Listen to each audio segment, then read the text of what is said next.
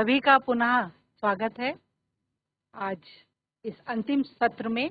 और जैसा कि हमने जब बाइंड अप किया था तो ये कहा था कि हम जब मिल रहे होंगे तो हम लोक कलाओं के रंगों के साथ में यहाँ पे आपस में एक दूसरे से रूबरू हो रहे होंगे। तो हमारे बीच में जो है वो डॉक्टर राकेश भट्ट सर दून विश्वविद्यालय से हमारे बीच में उपस्थित हुए हैं। तो मैं सर का हार्दिक स्वागत और हार्दिक अभिनंदन करती हूँ हम सभी की ओर से, एससीईआरटी और समस्त विद्यालय शिक्षा की ओर से आपका हार्दिक स्वागत और हार्दिक अभिनंदन है। और एक पुष्प गुच्छ दे के मैं सर का स्वागत करूंगी। मैडम, स्वागत और हार्दिक अभिनंदन। बहुत हम ताली बजा के सर का स्वागत कर सकते हैं कि आप आए और व्यस्तम समय से आपने समय निकाला। बहुत बहुत धन्यवाद, बहुत शुक्रिया, थैंक यू सो मच। और परिचय सत्र में एक जो आर्टिस्ट होता है वो काम कहीं भी करे, किसी भी विभाग में वो वर्क करे, बट वो पूरे समाज का, पूरे राज्य का, पूरे देश का या पूरे ब्रह्मांड का मैं कहती हूँ होगा।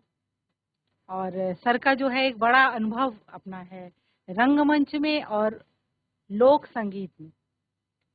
तो मैं एक तो सर से ये जानना चाहूंगी कि जो सर की एजुकेशन रही है वो क्या है। मैं सर अपने बताएंगे थोड़ा सा। सबसे पहले तो मैं आपका धन्यवाद और शुक्रिया अदा करना चाहता हूं कि इस महत्वपूर्ण राज्य स्तरीय संगीत प्रशिक्षण कार्यक्रम में आपने मुझे निमंत्रण देकर के मुझे कृतार्थ किया है और शिक्षक साथियों के बीच में बातचीत करने का जो अवसर दिया है उसके लिए मैं आपके और आपके संपूर्ण परिवार के प्रति कृतज्ञता प्रकट करता हूं।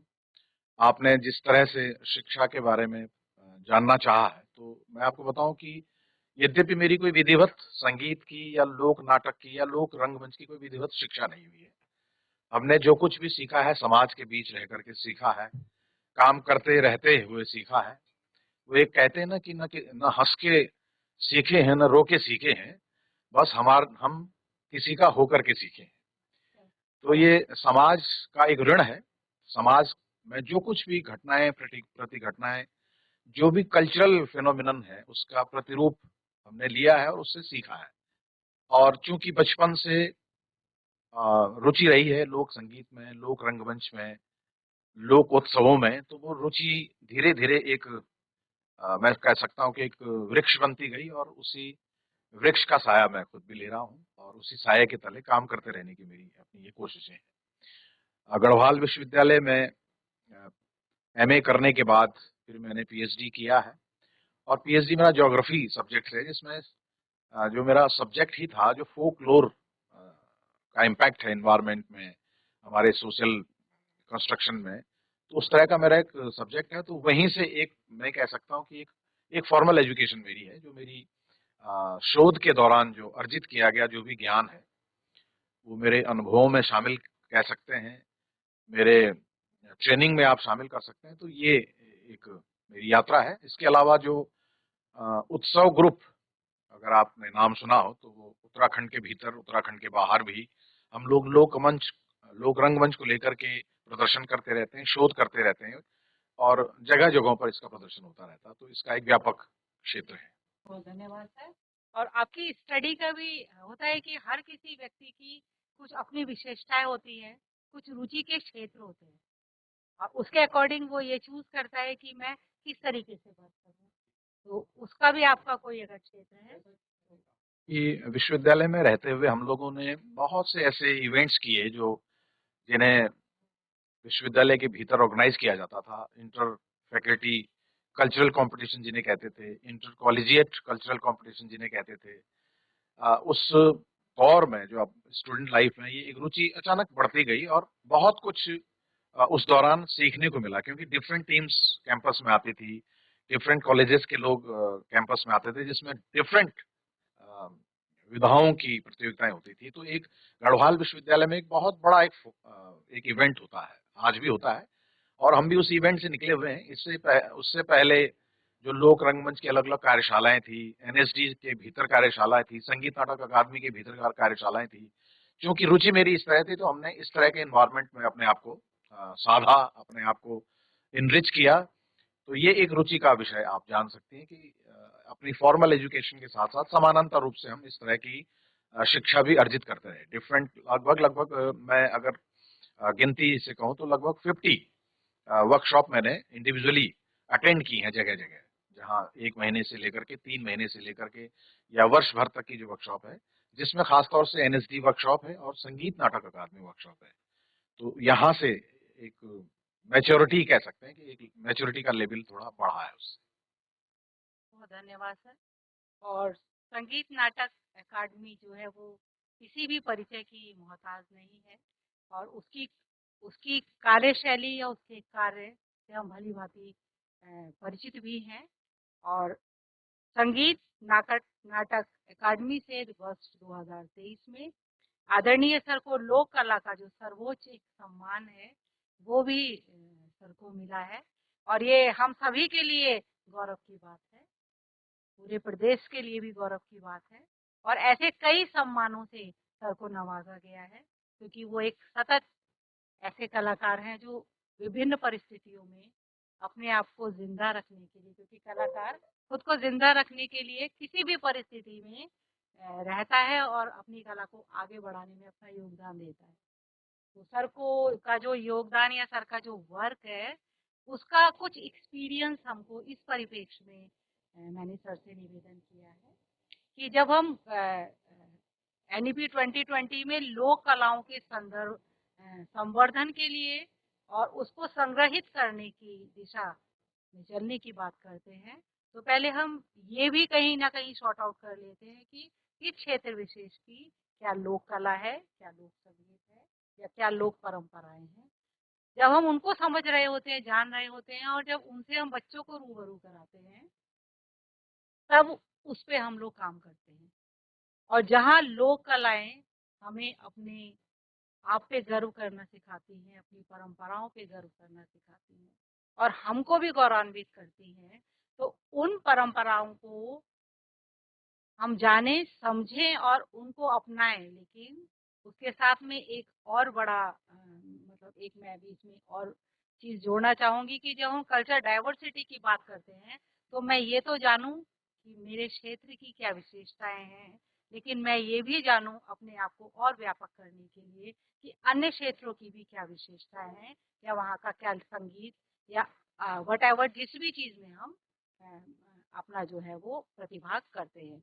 तो इसी परिप्रेक्ष्य में मेरा आदरणीय सर से निवेदन है कि उत्तराखंड के लोक संगीत को बताते हुए इस तरीके की हम लोगों को भी सुझाव वो अपने प्रदान करें और उसको समझाने का प्रयास करें। तो मैं सेशन जो है वो सर के हवाले करती हूँ ये, और मैं सभी से निवेदन करूंगी कि कुछ प्रश्न भी हैं, क्योंकि ये हमारा अंतिम सत्र है आज की कार्यशाला का, उसको नोट कर ले। हम बाद के 15 मिनट में सर से बात कर रहे होंगे, और ये इसलिए जरूरी सत्र है क्योंकि जब हम प्रति पुस्तिका में जब हम कोई भी पुस्तक लागू करते हैं तो एक ही नियम है कि 30% तक हम लोग अपने स्टेट का उसमें जोड़ सकते हैं। तो जब हम स्टेट का अपना जोड़ रहे होंगे लोक संगीत, तो हमें ये जानना जरूरी होगा कि हमारे क्षेत्र विशेष की क्या क्या विशेषताएं हैं या क्या वहाँ की गायन शैलियाँ हैं। तो इसलिए जरूरी है, आप नोट भी कर सकते हैं। तो जब डाइट स्तर पे लेखन का होगा या एससीईआरटी स्तर पे, तो उसमें भी आपकी भूमिका रहेगी। तो मैं अब निवेदन करूंगी सर से कि वे अपना जो वक्तव्य यहाँ पे जारी करें। पुनः पुनः धन्यवाद मैडम। और मैं चाहता हूं कि जहां जहां से भी आप देख रहे हैं, मैडम कटियार जी को भी आप तालियां जरूर दीजिए उनके लिए, क्योंकि ये मैं लगातार आपको देखता हूं, सुनता हूं आपके बारे में कि किस डेडिकेशन के साथ में आप यहाँ पर काम कर रही हैं, और जिस तरह से एक ब्रिज का काम, एक सेतु का काम आपके बीच में और संस्थान के बीच में आपने किया है। मैं पिछले कई वर्षों से आपके डेडिकेशन को देख रहा हूं, तो आपको पुनः मैं आभार प्रकट करता हूं आपके प्रति। और आप सभी शिक्षक शिक्षिका बंधुओं बहनों का बहुत आभार प्रकट करता हूं। मुझे लग रहा है कि आप ठीक से हमें सुन पा रहे होंगे। यहाँ जो आज का विषय है, जो राज्य स्तरीय संगीत प्रशिक्षण कार्यक्रम के इस अंतिम सत्र में जो मुझे जो टास्क दिया गया, जो मुझे विषय दिया गया कि वो एक लोक संगीत, लोक रंगमंच और उसकी जो उपादेयता है, उसकी जो प्रासंगिकता है, उस पर बातचीत करने के लिए मैं आपके बीच में जुड़ने की कोशिश कर रहा हूँ। सबसे पहले तो हमें ये समझना होगा और इस बात का परीक्षण करना होगा कि इस विषय पर हमको बातचीत करने की जरूरत क्यों पड़ रही है और इस विषय को क्यों जरूरी माना गया है अब नए पाठ्यक्रम के अनुसार। देखिए, जिस किसी भी क्षेत्र, किसी भी इलाके की जो एक सबसे बड़ी जो पहचान होती है वो वहां की लोक संस्कृति होती है, वहां का लोक जीवन होता है, वहां का रहन सहन, वहां का खान पान, वहां की परंपराएं, वहां के रिचुअल्स, उनमें उनका समग्र पुंज है, उसे लोक संस्कृति कहा जाता है। आज विश्व में आप सभी शिक्षक साथी अगर इस बात को बहुत गौर से सुन रहे हो, सबसे बड़ा जो संकट है वो हमारे समाज में, वो हमारी आइडेंटिटी क्राइसिस का संकट है। और खासतौर से जब अब हम ये कहते हैं कि एआई का जमाना है, डिजिटल युग का जमाना है, जहां अब झूठ और सच का पता नहीं चलता है कि हम झूठ क्या परोस रहे हैं और सच क्या है। ऐसे में ये जाहिर सी बात है कि अब हम एक बड़े कल्चरल क्राइसिस से गुजरने वाले हैं और शिक्षण संस्थान इस क्राइसिस को बचाने के एक बहुत बड़े माध्यम होते हैं, ऐसा मेरा मानना है। यहाँ पर जो पढ़ाने वाले शिक्षक हैं, खासतौर से जो लोक संगीत, लोक रंगमंच, साहित्य, इस तरह की विधाओं से जो जुड़े हुए लोग होते हैं, उनकी शिक्षण के अलावा समाज में एक और बड़ी जिम्मेदारी होती है। वो होती है समाज को उसके सांस्कृतिक परिदृश्य परिदृश्य से कभी ओझल न होने देना। विश्व में ऐसे बहुत से उदाहरण हैं, जिन जिन समाजों ने, जिन जिन देशों ने, जिन जिन क्षेत्रों ने अपनी लोक संस्कृतियां तिरोहित की हैं, छोड़ी हैं, उनका अस्तित्व मिट गया है। क्योंकि आप देखते होंगे कि भारत में जब हम गुलामी के दौर में थे तो अंग्रेजों ने सबसे पहले हमारी संस्कृति पर आक्रमण किया, हमारी परंपराओं पर आक्रमण किया, हमारी खान पान की संस्कृति, हमारे नाच गाने की संस्कृति, हमारे लोक संगीत की संस्कृति, इस पर आक्रमण किया। और जब जब भी इन सारे पक्षों पर आक्रमण होता है तो हमारी एक कल्चरल आइडेंटिटी की क्राइसिस खड़ी हो जाती है।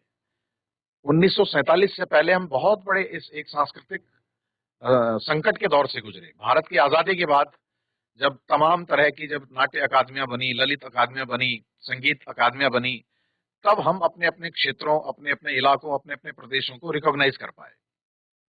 और रिकॉग्नाइज तभी कर पाए जब हमारे पास पहले से वो धरोहर थी। आज भी हमारे हर क्षेत्र में, हर जिले में, हर इलाके में अपनी अपनी धरोहरें हैं, लेकिन आधुनिककरण के अंधानुकरण जिसे कह सकते हैं, हमने नई पीढ़ी को वो हस्तांतरित कितना कर पाए हैं, ये एक बड़ा प्रश्न है। नई पीढ़ी तक उस पूरी परंपरा को कितना हम ले जा पाए हैं, ये एक बड़ी बात है। और जो हमारा लोक संगीत है, लोक नाटक परंपरा है, साहित्य की जितनी परंपराएं हैं, वो इस बात की भी वकालत करती हैं कि वो साहित्य, वो संगीत, वो विधाएं सिर्फ हम तक न रहे। अगर मैं किसी संगीत का ज्ञाता हूं, अगर मैं किसी साहित्य का ज्ञाता हूं, तो मेरी ये बहुत ही निजी जिम्मेदारी बन जाती है कि हम नई पीढ़ी तक भी या नए बच्चों तक भी उस पूरी विधा को हस्तांतरित करें। उसका सीधा सीधा जो अर्थ है वो ये है कि हम अपनी उस पहचान को बनाए रखने में सक्षम हैं कि नहीं है। भाषाओं के स्तर पर अगर मैं आपको बात करूं तो चाहे उत्तराखंड के भीतर बोली जाने वाली जितनी भी बोलियां हैं, चाहे वो गढ़वाली है, कुमाऊनी है, जौनसारी है, रवाल्टी है, हम एक पीढ़ी के बाद उसको फुल स्टॉप करने जा रहे हैं। ये बड़ी दुख की बात है। हम अगर घर में भी अपने बच्चों के साथ, अपने परिवार के साथ भी उस भाषा का बर्ताव नहीं कर रहे हैं, हमारी आचरण में अगर वो भाषा नहीं है, तो जाहिर सी बात है कि एक दिन समाप्त हो जाएगी। भारत की जो राष्ट्रपति महामहिम द्रौपदी मुर्मू है, वो जिस भाषा की ज्ञाता है, उस भाषा को जानने वाले भी बहुत सीमित लोग रह गए हैं। आप जानते हैं कि एक विशेष कम्युनिटी से, एक ट्राइबल कम्युनिटी जिसे कहते हैं, वहां से वो आती है। भारत के अंदर 500 ऐसी बोलियां हैं जो लगभग लगभग खत्म हो गई हैं, जो क्षेत्रीय बोलियां हैं। और जब बोलियां खत्म होती हैं तो वहां का संगीत भी खत्म हो जाता है, वहां का लोक संगीत भी खत्म हो जाता है, लोक नृत्य खत्म हो जाते हैं, लोक साहित्य खत्म हो जाता है। हमारा सबसे बड़ा आधार वहां की लोक बोलियां हैं। मुझे याद है कि विश्वविद्यालय में जब द्रौपदी मुर्मू जी आई थी, राष्ट्रपति महामहिम, तो उन्होंने दीक्षांत समारोह में इस बात को विशेष जोर दे करके कहा था कि उत्तराखंड के भीतर भी ये क्राइसिस खड़ा होने वाला है, जैसा कि उनके क्षेत्र में वो महसूस करती है। और उन्हें जोर दे करके इस बात को इम्फेसिस करके, और मुझे लगता है कि उसके बाद ये सरकार ने, चाहे केंद्र सरकार हो चाहे राज्य सरकार हो, इन्होंने नए पाठ्यक्रम में एनईपी के तहत इस पर बहुत जोर दिया है। मुझे लगता है कि ये वहां से हमारी ये क्रांति आई है और इस बात पे कोई दो राय नहीं है कि अगर ये पाठ्यक्रम में हमारी ये सारी विधाएं सम्मिलित नहीं होंगी, उनका एग्जीक्यूशन अगर एजुकेशन लेवल, चाहे हायर एजुकेशन हो, मिडिल एजुकेशन हो, प्राइमरी एजुकेशन हो, अगर यहां से इनका एग्जीक्यूशन नहीं हुआ तो ये भाषाएं खत्म हो जाएंगी। मैं तो ये कहता हूं मैडम कि हमारी स्कूल तो हमारी मदर और फादर थी लोक भाषा की। हम अपने फादर से, अपने पिताजी से, अपनी दादी से पीढ़ी दर पीढ़ी हम बोलते आए, सीखते आए। लेकिन आज दुर्भाग्य है कि मैं अपने बेटे के साथ में हिंदी में या अंग्रेजी में या दूसरी और भाषा में बात कर रहा हूँ, तो जाहिर सी बात है कि वो हस्तांतरित नहीं होगी। आज हम भले ही कैसेट्स के माध्यम से या यूट्यूब के माध्यम से या दूसरे और माध्यम से लोक संगीत को बहुत मन से सुनते हैं, लेकिन हमारे जीवन में उसका एग्जीक्यूशन कितना है, उसको प्रैक्टिकली हम कितना ले रहे हैं, बोल कितना पा रहे हैं, तो ये एक बड़ा प्रश्न है। सिर्फ सुनने भर से नहीं होगा, बल्कि उसको व्यवहार में लाने से उसका अमल करना होगा, तब जाकर के पीढ़ियों में ये हस्तांतरित होगा। और बहुत अच्छी बात यह है कि पाठ्यक्रमों में इसको जोर दिया जाने लगा है और आने वाले समय में मुझे लगता है कि ये एक मैंडेटरी सब्जेक्ट बनेगा। जहां तक मुझे लगता है कि उसकी प्लानिंग तो आप ही बहुत ज्यादा अच्छी तरह बता सकती हैं कि हमारे पाठ्यक्रम का एक आवश्यक हिस्सा बनने जा रहा है। और क्षेत्रीय बोलियों को बचाने में जिस तरह से अकादमियां, जो भारत की स्टेट की अकादमियां हो या नेशनल लेवल की अकादमियां हो, वो जो वर्क कर रही हैं, मुझे लगता है कि विश्वविद्यालय, स्कूल्स, कॉलेजेस भी इसमें बहुत अच्छा वर्क करेंगे और एक सेपरेट इसके लिए टीचर्स अपॉइंट होंगे, वर्कर अपॉइंट होंगे। तो मुझे लगता है कि एक नया मिशन, और इसमें सरकार को भी सोचना चाहिए, हमको भी खुद पहल करनी चाहिए। आज मैं बहुत सुखद स्थिति देखता हूं जब कई बहुत से स्कूल्स में, गढ़वाली या कुमाऊनी में प्रार्थनाएं हो रही है। मैं आए दिन वीडियो देखता रहता हूं, तो मैं उन स्कूल्स के टीचर्स को भी, अगर आप भी उनमें से हैं, तो आपको भी मैं बधाई देना चाहता हूं कि कम से कम एक इनिशियल स्टेज में हम लोग हैं। तो आज का जो विषय है वो थोड़ा सा मैं अपने कुछ पीपीटी के माध्यम से ये कोशिश करता हूं ये एस्टेब्लिश करने की, ये हमें, इसमें हमने कितना काम किया है, ये जरूरी क्यों है और किन किन पक्षों पर, और समाज के लिए कितना प्रासंगिक है। तो मुझे लगता है कि थोड़ा सा पीपीटी की तरफ चलते हैं और यहाँ पर जो हमारे टेक्निकल उनसे निवेदन होगा कि ये अगर आप देख रहे हो तो ये उत्सव का पीपीटी, तो उत्सव का ये जो आप चित्र देख रहे हैं, जिसका एब्रीविएशन आप देखिए, वो Uttarakhand theatrical socio activity visualisation. सीधा सीधा अर्थ है कि उत्तराखंड के अंदर जितनी भी थिएट्रिक एक्टिविटी है, थिएट्रिक एक्टिविटी से मतलब उसमें लोक संगीत होता है, उसमें लोक नाटक होते हैं, उसमें लोक परिधान होता है, उसमें लोक की जितनी भी चीजें होती हैं वो सब होती हैं। सोशियो से सीधा सीधा मतलब है जो समाज को देने वाली जो चीजें हैं, और एक्टिव जो आज भी जो हमारे अंदर जो फॉर्म्स हैं उत्तराखंड के भीतर, उनका विजुअलाइजेशन। और विजुअलाइजेशन हम तब करते हैं जब उसकी ट्रेनिंग हो प्रॉपर और उसका प्रदर्शन हो, यानी उसका एग्जीक्यूशन हो। और ये एक हिमालयन थिएटर ग्रुप है जिसकी हम कोशिश करते हैं थोड़ा आगे और पीपीटी बढ़ाएंगे तो। खासतौर से जो दो महिलाओं का आप चित्र देख रहे हैं, ये यहाँ के परिधान का दिखाने का हमारा उद्देश्य है। इनकी चाहे नाक की नथुली हो, गले का गोलोबंद हो, चाहे जो उसका पूरा जो फोक अटायर है, सर पर रखा जाने वाला जो पटका है, ये पूरी तरह से उत्तराखंड का मिला जुला एक कॉस्ट्यूम है। और डिफरेंट तरह से आप मंचों पर भी इन्हें देखते रहते होंगे, तो ये पारंपरिक रूप से पहना जाने वाला हमारा उत्तराखंड का कॉस्ट्यूम है। आगे चलेंगे, जो भी जैसा भी हमें ये मिल पाएगा।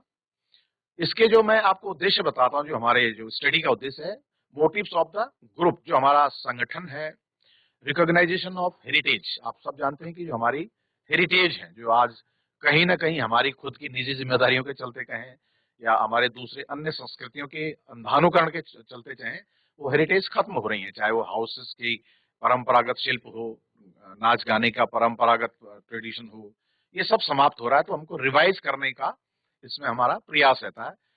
दूसरा जो पॉइंट आप देख रहे हो, कल्चरल इंटरप्रेन्योरशिप। आज आप देखते होंगे कि जो हमारे फोक लिरिसिस्ट होंगे, फोक इंस्ट्रूमेंटलिस्ट हैं या फोक सिंगर्स हैं, खासतौर से जो फोक के जो इंस्ट्रूमेंटलिस्ट हैं, जैसे ढोल है, दमाऊ है, रणसिंगा है, मोछंग है, हुड़का है, इन लोगों को बहुत अच्छी मैडम रिकॉग्नाइजेशन नहीं मिल पाती है। दूसरे और इंस्ट्रूमेंट ने जगह ऐसी ले ली है, जो चाहे वो वेस्टर्न इंस्ट्रूमेंट हो, ये कहीं ना कहीं नेपथ्य में चले गए। तो ये जो कल्चरल एंटरप्रेन्योरशिप है, यानी हमारे ढोल को हम रिकॉग्नाइज कर सकें, तमाओं को रिकॉग्नाइज कर सकें, मोचंग को रिकॉग्नाइज कर सकें, भंकोरा को रिकॉग्नाइज कर सकें, ये एक तरह की कल्चरल एंटरप्रेन्योरशिप है। और ये सिर्फ बजाने का काम ना करें, ये इससे रोजगार का भी अर्न कर पाए, इस तरह की भी हमारी कोशिशें रहती है। और पिछले 15 वर्षों में जब से हमने ये अपना ग्रुप स्टैब्लिश किया है, तो मैं आपको ये बहुत गौरव के साथ बताना चाहता हूँ कि हमारे साथ जितने भी जो फोक इंस्ट्रूमेंटलिस्ट जुड़े हुए हैं, उन्होंने ठीक ठाक अपनी आजीविका चलाई है और चला रहे हैं। तो ऐसा हम एक उनको फोरम दे सकते हैं, उनको सम्मान दे सकते हैं, ताकि वो सिर्फ शादियों में अंधेरों में कहीं अपना ढोल बजा रहे हैं और उनको हम ध्यान नहीं दे रहे हैं, पैसा हम बैंड बाजे वाले पर लुटा रहे हैं, और हमारा जो फोक इंस्ट्रूमेंटलिस्ट है वो कहीं अंधेरे में वो दरिद्रता में ही जी रहा है, ना तो वो उसके प्रति सम्मान महसूस करता है, ना वो उस प्रोफेशन के प्रति सम्मान महसूस करता है। तो ये हमारी कोशिश होती है कि कल्चरल इंटरप्रेन्योरशिप उसके जरिए उसको मिले। तीसरा पॉइंट देखते होंगे, कल्चरल एंड रिलीजियस टूरिज्म। ये हमारे उत्तराखंड के लिए बहुत इंपॉर्टेंट है। आप जानते हैं कि 4 धाम हमारे उत्तराखंड में, बद्रीनाथ, केदारनाथ, गंगोत्री, यमुनोत्री, इनसे जुड़े हुए जितने भी हमारी ये जो व्यवस्था है, इस व्यवस्था के भीतर ये चारों धाम जिस तरह से हमारी आर्थिक स्थिति को जिस तरह से इनरिच करते हैं, हम ये चाहते हैं कि आर्थिक स्थिति के साथ साथ हमारी सांस्कृतिक स्थिति भी इन केंद्रों में या इन केंद्रों के रस्तों में इनरिच हो। तो हमारी कोशिश होती है कि इन डेस्टिनेशन पे हम राजस्थान की तर्ज पे, गुजरात की तर्ज पे, महाराष्ट्र की तर्ज पे, या नॉर्थ ईस्ट के स्टेट्स की तर्ज पे हम अपने कल्चरल हब्स बनाएं, जहां पर सिर्फ लोग मंदिरों के दर्शन ही न करें, बल्कि उत्तराखंड की संस्कृति का भी दर्शन करें। और राजस्थान के अंदर अगर आप लोग गए होंगे तो वहाँ एक ढाणी कल्चर होता है। जैसे गांव कहते हैं, ढाणी का मतलब, हम भी यहाँ छोटे छोटे सांस्कृतिक गांव बना सकते हैं। सरकार भी अगर इस पर ध्यान दे तो उत्तराखंड के भीतर जिस तरह से हमारे मंदिरों की स्थापना हुई है, हम ये समझते हैं कि सांस्कृतिक मंदिरों की भी स्थापना हो सकती है, जहां पर हमारे फोक आर्टिस्ट हैं जो दरिद्रता में जी रहे हैं, जो ढोल, जिनको मौके, बहुत कम मौके जिनके ढोल बजाने के होते हैं, वो वर्ष भर ढोल बजाएं, वर्ष भर इंस्ट्रूमेंट करें, वर्ष भर वहां पर बेड़ा गीत हों, वर्ष भर वहां पर बसंत के गीत हों, वर्ष भर वहां पर फूल के गीत हों। ऐसी हमारी एक कोशिश इस टूरिज्म सेंटर के माध्यम से रहती है। दूसरा, अगला जो पॉइंट आप देख रहे हैं, preservation of folk art and forms. इन केंद्रों के माध्यम से और हमारे काम के माध्यम से जो हमारा प्रिजर्वेशन है, यानी संरक्षण है, वो हम अपने काम के जरिए इस मिशन के तहत दे सकें। अगला देखते हैं, नेशनल एंड इंटरनेशनल फेम। हमें राष्ट्रीय पहचान मिल पाए। हमें फक्र है इस बात को कहने में कि आप मैडम भी जानती होंगी, रम्माण जो हमारी एक विधा है, जोशीमठ घाटी के अंदर सलूट डोंगरा की जो रम्माण है, वो विश्व धरोहर बन चुकी है। उसे विश्व की हेरिटेज सूची में शामिल किया गया। ये हमारे लिए गौरव की बात है। लेकिन मैं समझता हूँ सिर्फ ब्रह्मांड नहीं, बहुत सी ऐसी परंपराएं उत्तराखंड में, जैसे नंदा देवी राजजात है, वो एक वर्ल्ड हेरिटेज है जो 2026 में होने वाली है। पांडव प्रथाएं हैं जो स्टेट में डिफरेंट डिस्ट्रिक्ट्स में अलग अलग तरह से होती हैं, वो हमारा वर्ल्ड हेरिटेज है। जीतू बगडवाल जो एग्रीकल्चरल फर्स्ट फेस्टिवल है, वो वर्ल्ड हेरिटेज है। उसको भी नेशनल और इंटरनेशनल लेवल पर उसको रिकॉग्नाइज किया जाना चाहिए, ऐसी हमारी मांग भी है, ऐसी हमारी कोशिश भी है। मोटिवेशन फॉर सेल्फ एम्प्लॉयमेंट, ये बड़ा इंपॉर्टेंट है, और खासतौर से टीचर्स इस पर अगर ध्यान दें। अगर आपके स्कूल में कोई इस तरह के बच्चे हों, इस तरह के जो स्किल्स डेवलपमेंट आप करना चाहें, बहुत से सरकारी स्कूल्स में मैं देखता हूं कि जो हमारे बाजगिरी हैं, उनके बच्चे भी पढ़ते हैं, लेकिन वो देखते हैं कि हमारे बाप दादाओं को कितना सम्मान मिला है या नहीं मिला है, वो उस आधार पर तय करते हैं कि हमें भी ये प्रोफेशन तय करना है नहीं करना है। तो अगर हम उन बच्चों को, जो अगर आपके स्कूल में इस तरह के बच्चे हैं जो इस तरह के फोक आर्ट को का स्किल जो रखते हैं, अपने माँ बापों से जो कला को हस्तांतरित तो करना चाहते हैं, लेकिन समाज में उनको सम्मान नहीं मिल पाता, आदर नहीं मिल पाता, इस वजह से उन्हें दूसरा प्रोफेशन ढूंढना पड़ता है। तो अगर ऐसा आपके विद्यालय में इस तरह का एनवायरमेंट है, तो उन बच्चों को प्रोत्साहित करिए, उनको संसाधन उपलब्ध करवाइए, उनको एनकरेज करिए। तो ये एक उनके लिए सेल्फ एम्प्लॉयमेंट का भी एक जरिया बन सकता है। अच्छे अच्छे जगहों पर उनको, जैसे गुरु शिष्य परंपरा के तहत उनको काम मिल सकता है। दूसरे और जो कल्चरल इंटरप्रेन्योरशिप जिसके मैंने कहा, उनको काम मिल सकता है। तो ये मैं टीचर्स जो हमारे भाई बहन हैं, उनसे मेरा निवेदन होगा कि इस तरह का एनवायरनमेंट भी आप स्कूल में तैयार करें, जो सिर्फ हम मनोरंजक स्थिति न बनाए इसकी, बल्कि स्वरोजगार के प्रति भी कल्चरल इंटरप्रेन्योरशिप को बढ़ावा दें। और कलरफुल सोसाइटी, ये एक हमारा बहुत बड़ा इंपॉर्टेंट डायमेंशन है इसका। कलरफुल सोसाइटी से मेरा मतलब है कि हम अपने समाज को बहुत रंगीन फिजाएं प्रदान कर सकते हैं। जहां जिस समाज में एक टूटन की स्थिति होती है, जिस समाज में एक बिखराव की स्थिति होती है, जिस समाज में एक भटकन की स्थिति होती है, हमारी संस्कृतियां, हमारी परंपराएं, रीति रिवाज, मेले, फेस्टिवल, लोक त्योहार उसको एक कलरफुल एक रंग देते हैं, हमारे समाज को टूटने से बचाते हैं। आपने महसूस किया होगा कि जब कभी भी हम एक छोटा सा एक फेस्टिवल अपने गांव में या स्कूल में ही अगर करते हैं, ये आप उदाहरण ले सकते हैं। अगर आप एक सपोज एक एक दिन का एक एनुअल फंक्शन कर रहे हैं, तो उस एनुअल फंक्शन के लिए एक परिवार की तरह आप जुड़ जाते हैं और सारे टीचर्स एक यूनिट की तरह काम करते हैं।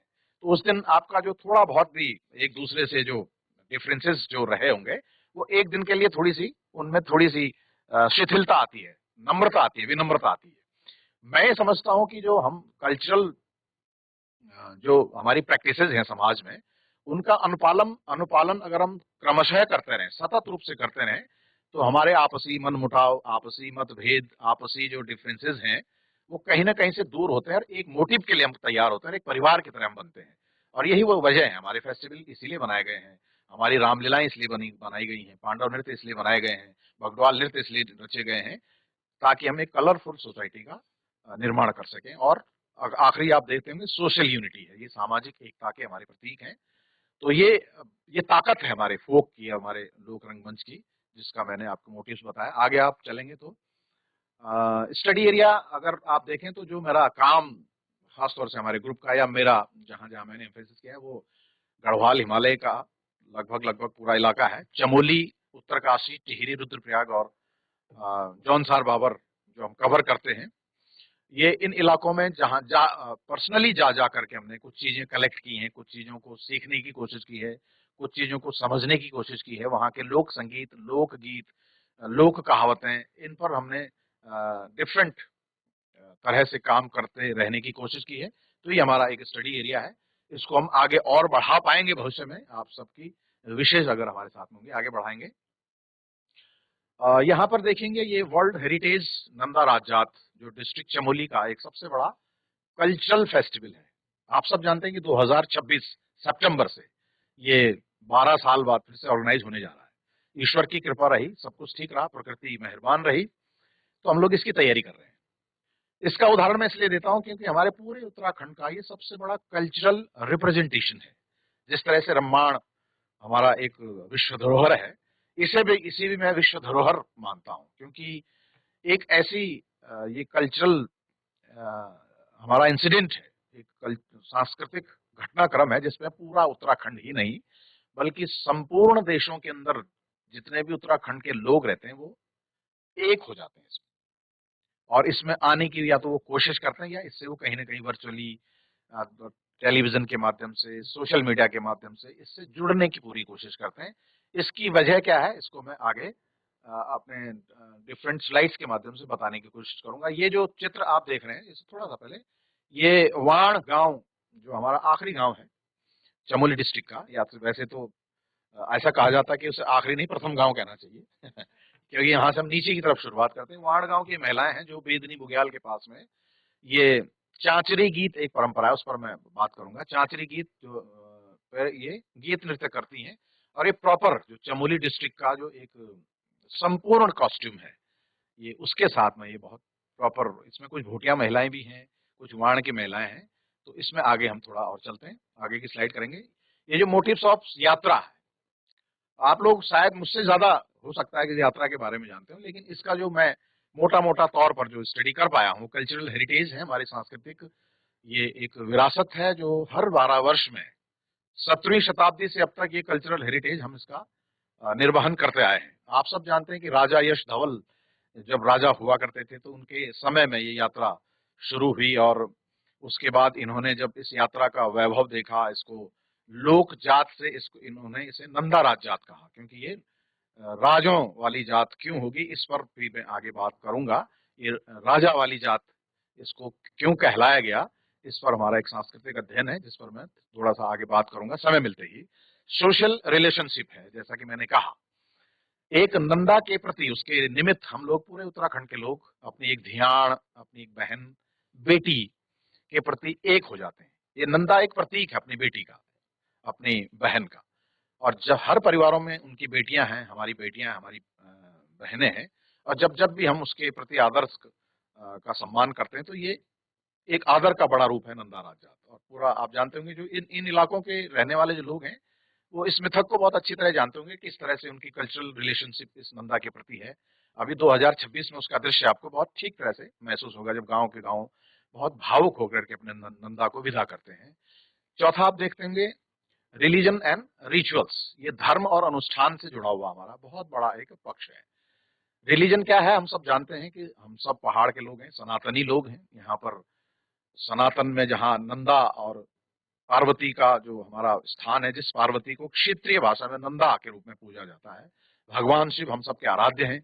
उनकी पत्नी नंदा हम सबकी बहन मानी गई है, हम सबकी बेटी मानी गई है। तो इन दोनों के प्रति जितने भी हमारी आस्था के जो प्रैक्टिसेस हैं वो हमारी रिचुअल्स में आते हैं। और जहां जहां भी ये नंदा की डोली जिन जिन गांव में जाती है, आप सब जानते हैं किस दिनों की यात्रा है, तमाम तरह की छतोलियां जहां जहां से भी आती हैं, ऐसा माना जाता है कि वो वहां का नंदा उनकी ध्यान है। अपने अपने मायके से वो छतोलियां लेकर के हिमालय में जाती हैं। और दूसरा तीसरा चौथा जो पॉइंट आप देख रहे हैं, सिविल सोसाइटी हमारी जो सामाजिक व्यवस्था है, इस सामाजिक व्यवस्था को हम लोग किस तरह से कल्चरली इंटीग्रेटेड करते हैं, एक बहुत बड़ा उदाहरण हमारा नंदा राजा का मिलता है। आगे चलेंगे, ये आप देख रहे होंगे कि अल्मोड़ा की ये जात है, जहां आप सब जानते हैं कि 3 जातें हैं। नंदकेशी नाम की जगह एक है, वहां पर मिलती है अल्मोड़ा, कुरुड़ और नौटी की जात मिलती है। तो ये कुमाऊं का एक इलाका है जहां पर से ये नंदा का प्रस्थान हो रहा है। और जब इनका मिलन वाण गांव में जब तीनों बहनें मिलती हैं तो वो अभी स्लाइड आगे आएगी, उस पर भी मैं बात करूंगा। आगे चलेंगे, चौसिंगा खाडो के बारे में आपने सुना होगा। ये एक मिथक है कि जब भी नंदा राजात का पीरियड जब शुरू होता है, यानी सितंबर 2026 से पहले, उस इलाके में जैसे ऋषाशों की भूमि यानी ऋषियों की भूमि जिसे कहा जाता है, वो नौटी का क्षेत्र होता है, बधान का क्षेत्र होता है या कुरुड़ का क्षेत्र होता है, इन इलाकों में कहीं ना कहीं एक चौसिंगा खाडू का पैदा होना बहुत स्वाभाविक माना जाता है। और जिस चौसिंगा खाडू पर सबसे पहले लोग दृष्टिपात करते हैं उसको यात्रा का पथ प्रदर्शक माना जाता है। और यही चौसिंगा खाडू पूरी यात्रा का पथ प्रदर्शक होता है। पूरे 21 दिन तक ये सबसे आगे चलता रहता है, इसके पीछे हजारों लोग यात्री के रूप में चलते रहते हैं। और जहां हिमालय में फिर इसको खाडू को छोड़ दिया जाता है नंदा की विदाई के साथ में, और इसके बाद ये अंतर्धान हो जाता है। ये एक रहस्य है, जैसे आप रूपकुंड रहस्य के बारे में अगर पढ़ेंगे तो वहां भी इसका जिक्र होता है। नंदा देवी रहस्य के बारे में भी अगर आप किताबें अलग अलग तरह से पढ़ेंगे तो इस खाडू के महात्म्य के बारे में आप जान सकते हैं। आगे बढ़ेंगे, ये 2001 का जो चौसिंगा खाडू है, जो पहला जो सफेद पार्ट में आपको दिख रहा है, ये उस समय पैदा हुआ था। और ये 2014 की जो यात्रा हुई थी ब्लैक खाडू, उस समय हुआ था, जो जिसने हमारी यात्रा का मार्गदर्शन किया था। तो ये उस वक्त के चित्र हैं। और यही एक मैं समझता हूँ कि अपने आप में एक चमत्कार है, अपने आप में एक मेरिकल है, अपने आप में एक अनूठा अनुभव है सबका लोक समुदाय में कि इस तरह के ये जो हमारे खाडू हैं ये कैसे पैदा होते हैं, उसी दौरान क्यों पैदा होते हैं, और कैसे ही अपने आप बहुत ही सेल्फ मोड में ये हिमालय की ओर चल देते हैं। आगे बढ़ेंगे, यहाँ पर जो कैरेक्टरिस्टिक्स मैंने रखी हैं नंदा राजात की विशेषताएं हैं। ये जो आप शायद पढ़ रहे होंगे, इस यात्रा में रोजाना विभिन्न गांव और उच्च ऊंचाई स्थान में विश्राम इसमें होता है, हाई एल्टीट्यूड में विश्राम होता है। इस यात्रा की अगुवाई चौसिंगा खाडू प्रदान करते हैं और 4 सिंगा खाडू मां नंदा का प्रतीक माना गया है। ये मैंने आपसे पहले भी कहा, आगे बढ़ाएंगे, इसमें तो सभी जानते हैं। ये चित्र वाण गांव का चित्र है, 2014 का लिया हुआ चित्र है मेरा। ये वाण गांव की महिलाएं हैं। वाण गांव, मुझे लगता है कि अगर आप इस गांव के बारे में जानते हो, जैसे तो ये सीमा का अंतिम गांव है। और 2014 में जब नंदा राजात यहाँ पर रुकी थी तो इस गांव में, जहां मात्र 21 या 22 परिवार रहते होंगे, बहुत कम जनसंख्या है, उस दिन 10,000 से ज्यादा लोगों को गांव ने अकोमोडेट किया, अपने गांव में रखा। और इस गांव की विशेषता यहाँ है कि यहाँ से ये सड़क मार्ग का अंतिम डेस्टिनेशन है। यहाँ से पैदल यात्रा फिर बेदनी बुग्याल को जाती है। तो ये जो चांचरी गीत गाया जा रहा है, तो मैं इसका एक झलक आपको इस गीत की गा करके भी बता सकता हूँ, है ना। ये नंदा के जागर हैं। और हमारी रे सासों माँ के को लागे दोषा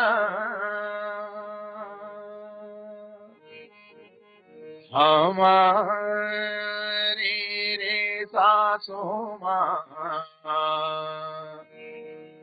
गौरा जी को दोष,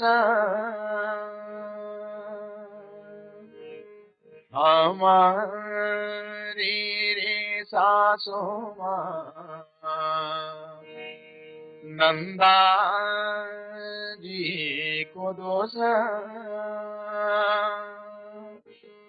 हमारी रे सासों माँ के को लागे दोषा, हमारी रे सासों माँ गौरा जी को दोषा, हमारी रे सासों माँ नंदा जी को दोषा, साट्यू की पूंगुड़ी माँ झाड़वा जमी गे, भैंसों का खरक माँ बाछरी बुरकणी, खेती नीच अन्न थाती नीच धन, गाय नीच दूध मनखी नीच सूद, हमारी रे सासों माँ गौरा जी को दोषा, हमारी रे सासों माँ नंदा जी को दोषा। ये गीत बहुत लंबे हैं, रातों रात चलने वाले गीत हैं। कुछ उदाहरण टुकड़े के रूप में आपको इसलिए पेश किया क्योंकि ये विधाएं हम तक आनी चाहिए, हमारे नए छात्रों तक, टीचर्स तक, खासतौर से जुड़े हुए लोग हैं उन तक ये गीत आने चाहिए। गीत में कहा गया कि हमारी जो ऋषासों की भूमि है, यहाँ दोष लग गया है, गौरा का दोष है, उस दोष से मुक्त पाने के लिए हम लोग ये यात्रा कर रहे हैं। और 12 वर्ष का जो महावचन है वो क्यों है, वो आगे मैं कोशिश करूंगा कि वो 12 ही वर्ष क्यों इसमें निर्धारित किए गए हैं। आगे बढ़ेंगे स्लाइड में। ये मुझे लगता है कि आखिरी जो दृश्य है जो यात्रा का, जहां पर हम लोग नंदा की विदाई करते हैं, होमकुंड नाम की जगह है जहां पर हिमालय की बहुत ऊंचाई पर इस यात्रा का विदा किया जाना होता है, जहां चौसिंगे खाड़ू और डोली की विदाई के साथ हम लोग फिर दूसरे रास्ते, जो सितेल का एक रास्ता है जो घाट की तरफ आता है, वहां से हम इसकी वापसी करते हैं। तो ये वहां का दृश्य है। आगे बढ़ेंगे। आगे यहाँ पर ये जो चित्र देख रहे हैं ये पद्मश्री बसंती देवी जी हैं। 2014 की यात्रा में वाण तक वो हमारे साथ में थी। और यहाँ पर जो इनके द्वारा जो गीत गाए जाते हैं, जिस तरह से नंदा राज जात के रिचुअल्स को, उनके अलग अलग पक्षों को जो बताया जाता है, वो बसंती देवी के सुर में बहुत अच्छी तरह से हम महसूस करते हैं, सुन सकते हैं। तो ये वाण गांव का चित्र है। ये वाण गांव के ये जो सामने आप देखते हैं सफेद कॉस्ट्यूम में जो लोग हैं, इन्हें कुंवर लोग कहा जाता है। ये जो नंदा राज जात के जो रिप्रेजेंटेटिव होते हैं, जिनके पीछे कासुआ के कुंवर अगर आपने सुना हो, तो ये कुंवर लोग हैं जो 21 दिनों की कठिन यात्रा नंगे पांव चल करके, एक वक्त का खाना खा करके ये हिमालय की इतनी ऊंचाइयों पर देवी को पहुंचाते हैं। तो ये बहुत विशेष तरह के, इनको विशेष रूप से प्रणाम किया जाना चाहिए। और ये प्रथा है कि कुंवर लोग ही इस यात्रा के संवाहक होते हैं। ये फिर से वही चांचरी का दृश्य है जो वाण गांव का ही है। और अलग अलग तरह के गीत हैं। इन गीतों पर हम पक्ष में बात करेंगे जब आपके सवालात हम तक आएंगे। अभी मैं बहुत क्योंकि समय की कमी होगी, स्लाइड्स बहुत हैं, तो आगे बढ़ते जाएंगे फास्टली। ये सब वहीं के चित्र। और ये शिला समुद्र एक जगह है। शिला का मतलब पत्थर होता है, और पत्थरों का एक समुद्र जहां पर है उसे शिला समुद्र कहा गया है। ये बहुत टिपिकल यात्रा है, बहुत जटिल यात्रा है, बहुत कठिन है, और इसे मृत्यु की यात्रा भी कहा जाता है। यहाँ तक पहुंचना बड़ा मुश्किल काम होता है। और हमारे देखिए जो छंतौली वाले लोग हैं, ये यहाँ तक बहुत मुश्किलात के साथ में यहाँ पर बढ़े हैं। और इस शिला समुद्र मतलब ऐसी जगह है जहाँ पर आप कल्पना नहीं कर सकते कि इतना हाई एटीट्यूड में इतने पत्थर कहाँ से आ गए। ये इसकी पूरी मिस्ट्री में आप पढ़ सकते हैं, रहस्य में पढ़ सकते हैं। ये वही चौसिंगिया खाड़ू शिला समुद्र से आगे हम लोग निकले हैं, और ये रूपकुंड की तरफ ये मार्ग जा रहा है। आगे बढ़ेंगे। ये चित्र थोड़ा आगे पीछे है। बेदनी कुंड, बेदनी बुग्याल आपने सुना होगा, बहुत खूबसूरत जगह है। जिस तरह से कश्मीर के लोग अपनी सुंदरता पर फक्र करते हैं, तो हमें भी इन जगहों पर फक्र किया जाना चाहिए। ये बेदनी बुग्याल है। ऐसा कहा जाता है कि बेदनी कुंड में माँ भगवती ने, नंदा ने स्नान किया था, तब से इसका नाम बेदनी कुंड पड़ा गया। और एक बहुत सुंदर बुग्याल, बुग्याल आप जानते हैं घास के मखमली जंगल होते हैं हाई एल्टीट्यूड पे, और इन बुग्यालों में पहुंच पाना भी बहुत चुनौतीपूर्ण कार्य होता है। जब आप यहाँ पहुंच जाते हैं तो स्वाभाविक रूप से आपके अंदर का जो एक पहाड़ है, आपके अंदर की जो लोक संस्कृति है, आपके भीतर का जो लोक है, वो जागृत होता है। और ये करीब 2014 का दृश्य है जहां 10,000 से ज्यादा लोग इस एटीट्यूड पर पहुंच गए थे। आगे बढ़ेंगे। ये आप दृश्य देख सकते हैं कि एक माँ का हृदय है अपनी बेटी के प्रति। बेटी वही नंदा है, प्रतीक के रूप में है। यहाँ पर जो अक्सर जो गाया जाता है यहाँ के महिलाओं द्वारा, भली कई जई देवी अपना मुलुका, भली कई जई देवी अपना मुलुका, तेरा मत होली देवी झाड़ू की काखड़ी, तेरा मत होली गौरा झाड़ू की मुंगुरी, अपना मैं त्यों ते देवी माथू दे हाथों, अपना मैं त्यों ते देवी माथू दे हाथों। तो जैसा मैंने कहा ये गीत बहुत लंबे चलने वाले गीत होते हैं। मैं कुछ टुकड़ों उदाहरण देने की कोशिश कर रहा हूं। देखिए, जवान स्त्री है और अपनी बहन के प्रति, अपनी बेटी के प्रति इसका भी जो द्रवित हो जाना, ये बड़ा स्वाभाविक सा होता है, क्योंकि एक प्रतीक के रूप में अपनी बेटी को विदा कर रहे होते हैं। और इसी बेटी ने हमें एक सांस्कृतिक इंटीग्रेटेड हमें किया है, सांस्कृतिक रूप से हमें इकट्ठा किया है। ये इस पूरे अनुष्ठान की सबसे बड़ी पहचान है। आगे बढ़ेंगे। ये उन्हीं रोती हुई महिलाओं के चित्र हैं जो नौटी के आसपास लिए गए। ये एक छतोली है। आप सब जानते हैं छतोली छाते का पर्याय, देवी के संरक्षण के लिए इन छतोलियों का निर्माण किया जाता है। और ये छंतोली प्रतीक भी इस बात का कि जिस जिस गांव से भी छंतोलियां यात्रा में शामिल होती हैं, ऐसा माना जाता है कि देवी का मायका उन उन गांव में है, या उन उन गांव में उनके तो मंदिर हैं या उनके तोक हैं। तो ये छंतोली प्रतीक है उस गांव का इन्वॉल्वमेंट होने का, उस गांव के शामिल होने का। और प्रत्येक गांव से ये चित्र नंद केशरी के आसपास का है, जहाँ देखिए आप बहुत सजावट के साथ में छंतोलियां लगाई गई हैं और जगह जगह से अलग अलग तरह से छंतोलियां ये होती रहती हैं। और इनके साथ में ये चांचरी गीत, नंदा के जागर गाए जाते हैं। ये फिर से एक वाण गांव का दृश्य आ गया है। यहाँ पर ये जो दृश्य है, ये अल्मोड़ा की, कुरुड़ की और नौटी की जो डोलियां हैं वो यहाँ पर इकट्ठा होती हैं। और एक ऐसा जन सैलाब यहाँ पर इकट्ठा होता है कि ये देखते ही बनता है। यहाँ पर जो एक सांस्कृतिक परिदृश्य है जो इस तरह से उभर करके आता है, जिसको देख करके मन बड़ा प्रफुल्लित होता है और लगता है कि हमारी जो सांस्कृतिक जड़ें हैं, हमारी लोक की जो जड़ें हैं, हमारी आस्था की जड़ें हैं, हमारी जो निष्ठा की जड़ें हैं, वो कितनी गहराई से हमारे भीतर समाई हुई हैं। इसलिए हम कहते हैं कि उस पूरी निष्ठा का संरक्षण होना चाहिए, उस पूरी आस्था का संरक्षण होना चाहिए। और उससे निकलने वाली, उससे उपजने वाली जो लोक संस्कृति है, उसका भी बहुत संरक्षण होना चाहिए। इसलिए भी इन यात्राओं से साक्षात्कार होना हम सब के लिए बड़ा आवश्यक है। आगे बढ़ते रहेंगे। यहाँ पर हमने थोड़ा सा इसके ड्रामेटिक पार्ट का कोशिश की है कि जो नंदा का मिथक है उसको हम स्टेज में परफॉर्म कर सके, क्योंकि हम एक थिएटर ग्रुप भी हैं।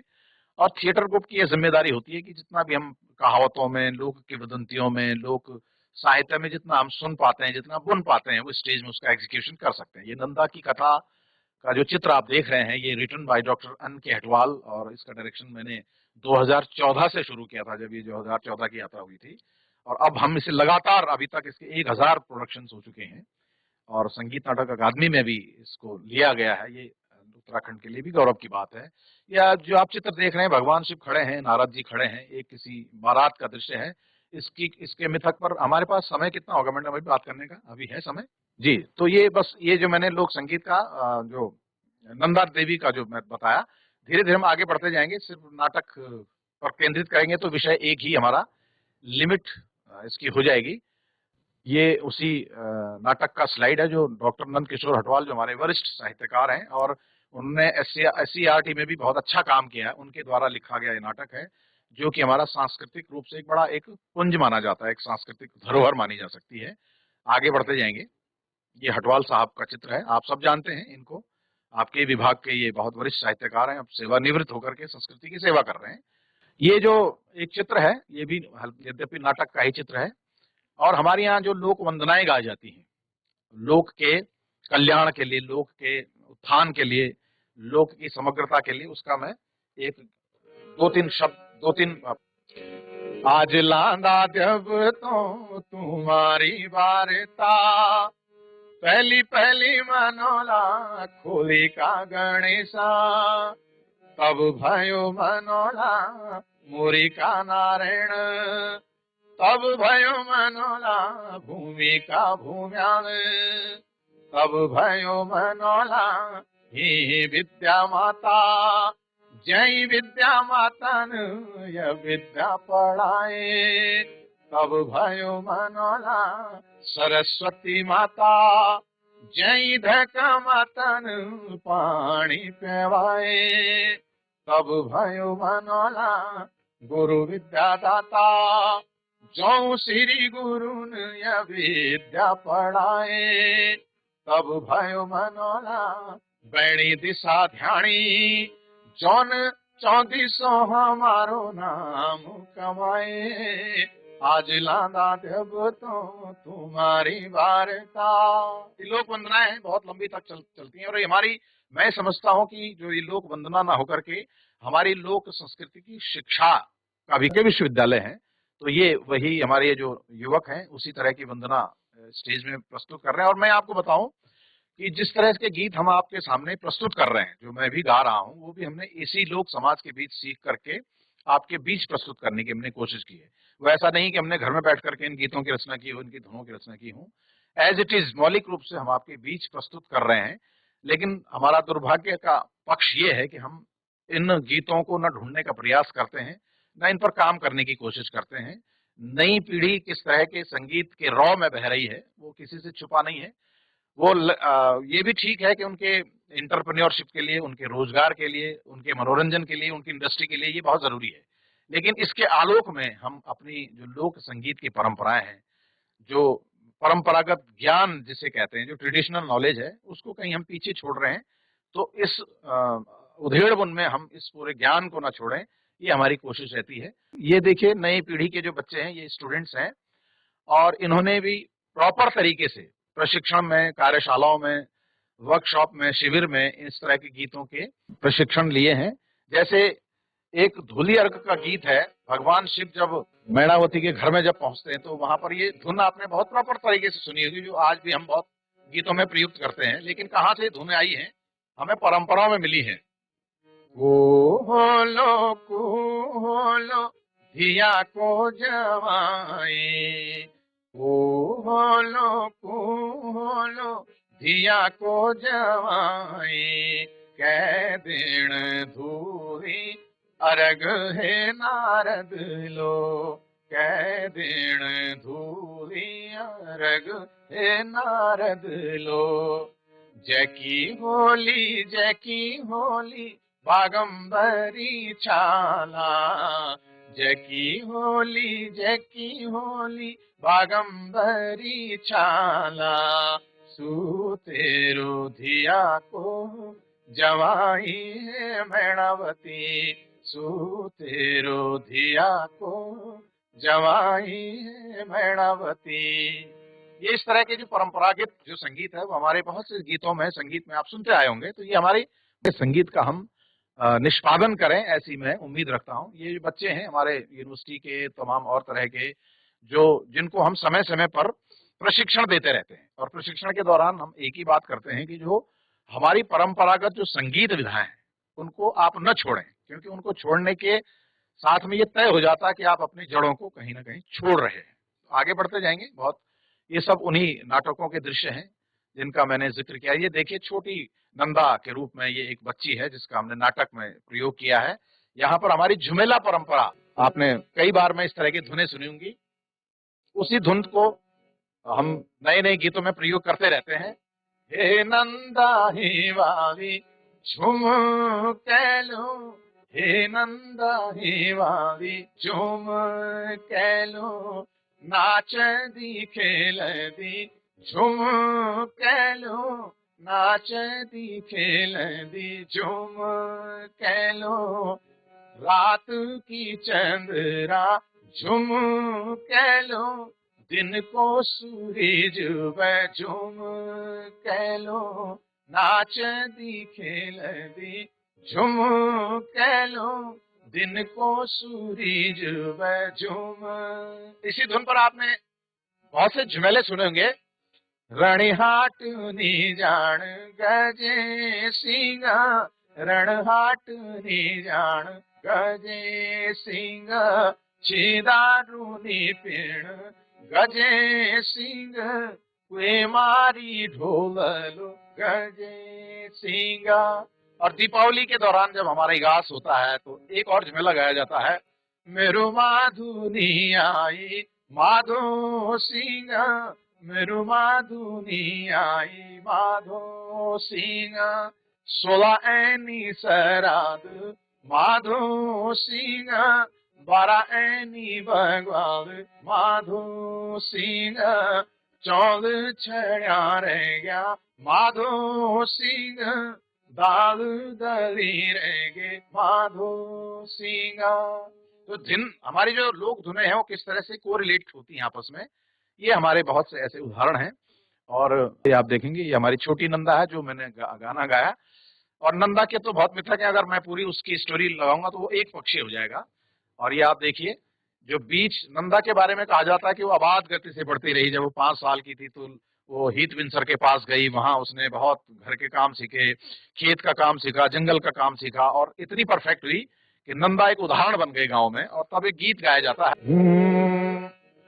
वाली गौरी नंदा देवी, नंदा नंदा नंदा नंदा, काखड़ की राली नंदा, मुंगरी की फाली नंदा, पुंगड़ियों मजांदी नंदा, घास भी ल्योंदी नंदा, पुंगड़ियों मजांदी नंदा, लाडी वाली दिशा झाणी नंदा नंदा नंदा नंदा नंदा नंदा नंदा नंदा। ऐसे बहुत से गीत हैं जिसमें नंदा के उसके लोक जीवन को आकार दिया गया है। और ये भगवान नारद जी हैं। नारद का स्थान हम सबके धर्म में, हम सबके मान्यताओं में किस तरह से है, आप सब जानते हैं कि ये जो पूरा पूरा घटनाक्रम है, इसमें थक में ये बताया गया है, डॉक्टर नंदकिशोर अटवाल ने अपने स्क्रिप्ट में बताया है कि किस तरह से नारद भगवान जी ने नंदा और शिव की जो जोड़ी है वो किस तरह से बनाई। एक, ये कह सकते हैं कि जो ये डिप्लोमेसी जिसे कहते हैं, एक कूटनीति के तहत उधर भगवान शिव का विवाह नहीं हो रहा था कैलाश में, इधर नंदा भी आबाद गति से बड़ी हो गई थी, तो भगवान नारद जी ने कहा कि भगवान शिव और नंदा की ये जो जोड़ी है ये विश्व प्रसिद्ध होगी और विश्व में पूजी जाएगी, पूरे उत्तराखंड में पूजी जाएगी। और इस तरह से भगवान नारद ने ये जो नंदा का रूप आप देख रहे हैं, ये स्लाइड आगे पीछे हुई है, ये नंदा जब बड़ी हो गई है और भगवान नारद जी जब हेमंत के घर में आ रहे हैं, थोड़ा सा यहाँ का गीत मैं प्रस्तुत करता हूँ। यहाँ का एक घटनाक्रम आपको बताया जाना इसलिए जरूरी क्योंकि लोक गीतों का जो पुनर्स्थापना है, लोक गीतों की जो रचना है वो कहाँ से और कैसे होती है। नारद भगवान जी हेमंत के घर में है और एक तरह का वो ड्रामा कर रहे हैं, एक तरह का दिखलावटी ड्रामा कर रहे हैं। ये तुम्हारा घर मांझे एलियो, पानी भी नी पीड़ा रेलियो, तुम्हारा घर मांझे एलियो, भोजन भी नी कन्नो रेलियो, तुम्हारा घर अग्रे कन्या वाली, अग्रे कन्या को पीतर एलियो, पानी भी नी पींदा रेलियो, भोजन भी नी खांदा रेलियो। तुम्हारे घर की जो अग्रे कन्या है, नहीं जो कुंवारी कन्या है, उस कुमारी कन्या के रहते ब्राह्मण नारद भोजन नहीं कर सकता, पानी नहीं पी सकता। तो तब हेमंत कह रहे हैं कि भाई इस कन्या के लिए उचित वर तो मिल ही नहीं रहा है, जैसे कैसे घर हम दे नहीं सकते हैं। और इस जैसा नारद जी देखिए ये कहते हैं कि भगवान शिव जो है कैलाश में बैठे हुए हैं, नंदा उसके लिए उपयुक्त है और इसका विवाह शिव के साथ में होना चाहिए। और यहाँ पर ये मिथक हमारा कहता है कि नंदा और शिव का जब फिर विवाह तय हुआ, आगे बढ़ते जाएंगे। ये देखिए विवाह की तैयारियां हो रही हैं, हेमंत और पुजारी महोदय नंदा के विवाह की तैयारी कर रहे हैं। और यहाँ से हमारे जो मांगलिक गीतों की प्रथा है, अगर गीतों के विभिन्न आकार प्रकार की मैं बात करूं तो यहाँ पर हम यहाँ से प्रारंभ होती है। आदिकाल अगर आप कालांतर से देखें, सगुन बोला सगुन बोला, यो पहलो सगुना,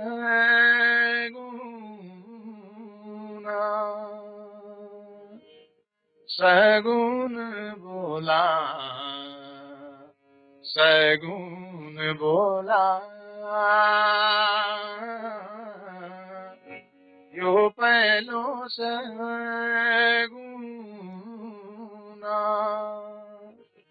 दे द्यावा माझी, दे द्यावा माझी कन्या को दान, दे द्यावा माझी कन्या को दान हे,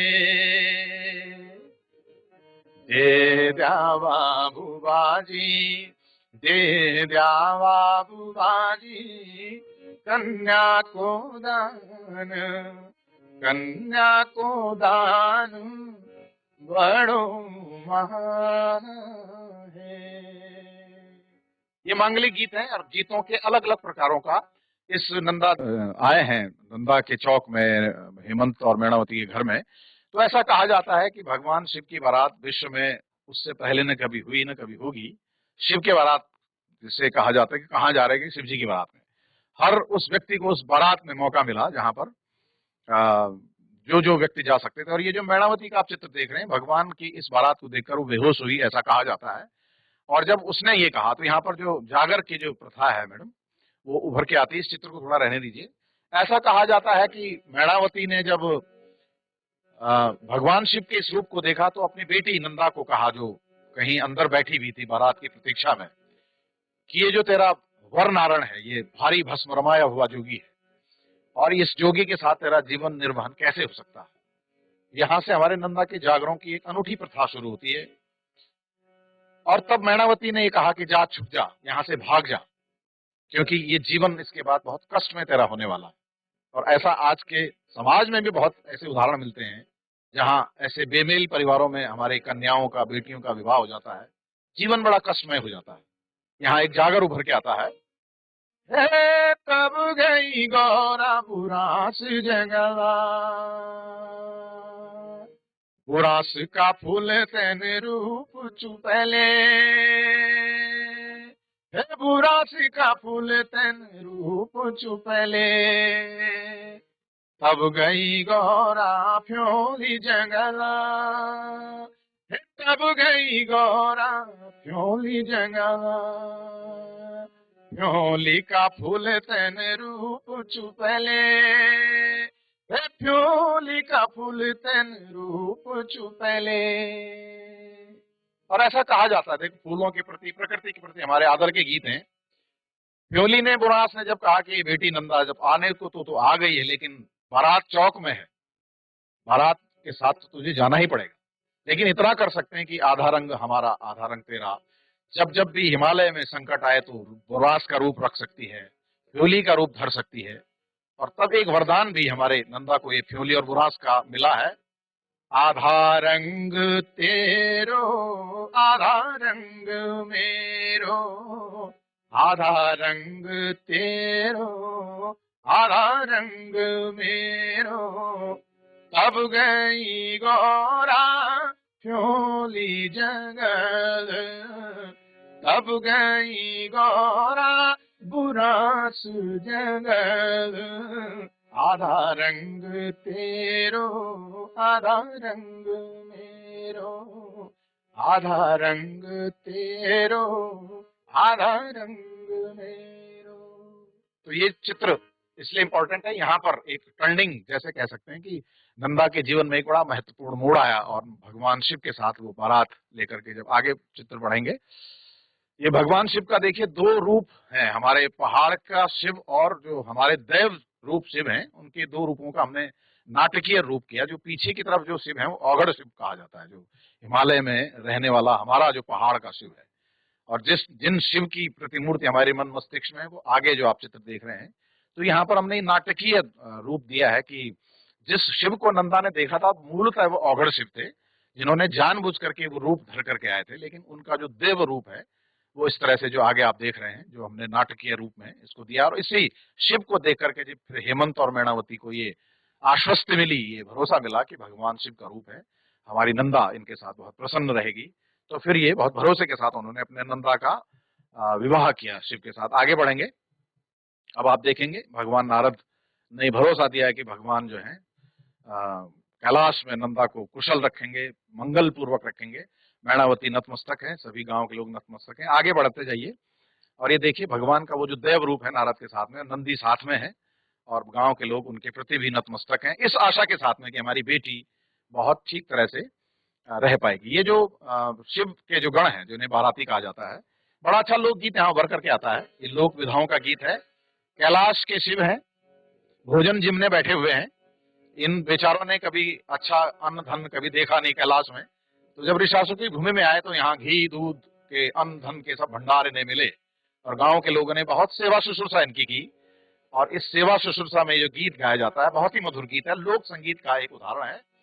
कैलासु का पूर्ण भोजन जीव्याला, आवा मेरा देव तो भोजन जीव्याला, निस्सिधरी थाल उच्चा उच्चा छौ, थाल भरी भात कर छुल्लो घ्यू को, पणो तुम जिमी जावा गाई को दूध, पणो तुम खाई लावा पौणा दई, कैलासु का पौणो भोजन जीव्याला, आवा मेरा देव तो भोजन जीव्याला। गीत लंबे हैं, बहुत मधुर गीत हैं और लोक संगीत के उदाहरण हैं ये कि किस तरह से हमारे समाज में गीत बिखरे पड़े हैं। ये सभी देखिए आप, वही शिव के गण हैं जो पेट भर करके खा करके ऋषासों से जाने वाले हिमालय की तरफ। अब आप देखिए नंदा और शिव का ये परिणय सूत्र है। आगे बढ़ते जाएंगे जहां पर दृश्य आएगा, ये एक बड़ा भावुक दृश्य है और नंदा को आगे आगे चलिए, नंदा को शिव के हवाले कर दिया गया है और ये एक नंदा के जीवन का जो सबसे महत्वपूर्ण मोड़ है, भगवान शिव और नंदा का जो ये। अब यहाँ पर नंदा एक खुदेड़ गीत की परंपरा का निर्वहन कर रही है। हमारे गीतों में जो खासतौर से लोक संगीत का जो क्षेत्र है, उसमें हमारे गीतों में, लोक गीतों में खुदेड़ गीतों की जो नॉस्टैल्जिक गीत हैं उनकी बड़ी परंपरा है। एक कन क्वे छोड़ लो रेसा सो को मैता, कन क्वे छोड़ लो माता मैणावती, कन क्वे छोड़ लो पिताजी हेमंता, हे माता मैणावतीन मुंडुली खपसेले,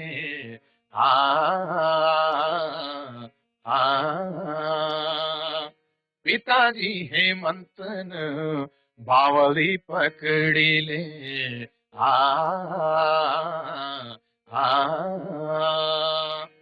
करम की लेख तेरो जान कभिलास, बांधेली अंचल तब शंभु जी का साथ, और इस तरह से ये विदाई तय हुई यहाँ पर ऋषासों से। भगवान शिव के साथ नंदा मैया जा रही हैं। आगे बढ़ते जाइए जहां पर चित्र होगा फिर हम। और ये नंदा की सहेलियां देखिए उदास हैं, निराश हैं और एक हंसती खेलती उनकी सहेली आज विदा हो गई है और किस तरह से रोते हुए मैणावती। अब यहाँ एक बड़ा इंपॉर्टेंट एक सांस्कृतिक घटना जैसे कह सकते हैं, रणकासुर वध लिखा गया है। रणकासुर धार एक जगह है यहाँ पर नंद केशरी के आसपास कहीं, जहां पर ऐसा कहा जाता है कि भगवान शिव ने एक गण को तैयार किया था जिसका नाम रणकासुर था और देवी की परीक्षा के लिए रणकासुर नाम का राक्षस वहां पर जब पैदा हुआ तो देवी ने काली का रूप रखा और पीछे आप देखते होंगे ये अचानक देवी ने अपना काली रूप रखा और रणकासुर वध किया। ये नाटकीय स्वरूप है। इसको जब भी कभी आपको नाटक देखने का मौका मिला तो नाटक को आप इसके गीतों को समझने की पूरी कोशिश करेंगे, ऐसा मैं मानता हूँ। आगे बढ़ते जाइए, ये आप देख रहे होंगे कि ये किस तरह से नंदा ने काली का रूप रख करके, क्योंकि हमारी मान्यताओं में देवी के 9 रूपों में अलग अलग रूप हैं जिसमें एक रूप काली का रूप है। यहाँ पर आप ससुराल में, ये हिमालय में नंदा आ गई है और जहां पर वो एक बड़ा, यहाँ से मैं कह सकता हूँ कि नंदा देवी राजजात का जो इम्पोर्टेंट चैप्टर है यहाँ से शुरू होता है कि इसके बारे में कहा जाता है, यहाँ पर थोड़ा चित्र रखेंगे, ऐसा कहा जाता है, आगे वाला, नंदा के ससुराल के बारे में कहा जाता था कि उसके 9 भंडार थे भगवान शिव के। लेकिन उन 9 भंडारों में जब उनकी स्थिति मां नंदा ने देखी तो बहुत निराश हुई। किसी भंडार में सुल्फा, किसी में तंबाकू, किसी में हड्डियां, किसी में नरमुंड, किसी में कुछ कुछ भी ऐसा नहीं था जो उसके उपयोग की चीजें रही होंगी। तो मैं ये मानता हूं कि जो हमारा मिथक है, यहाँ से नंदा का जो रोष है वो यहाँ प्रकट होता है। कुछ गीत यहाँ पर निर्मित किए गए हैं। पहलो भंडारे गौरा देख दी, तख पाई सुल्फा तंबाकू। दूजो भंडारे गौरा देख दी, तख पाई खरवा की झोली। चौथो भंडारे गौरा देख दी, तख पाई सर्पों की माला।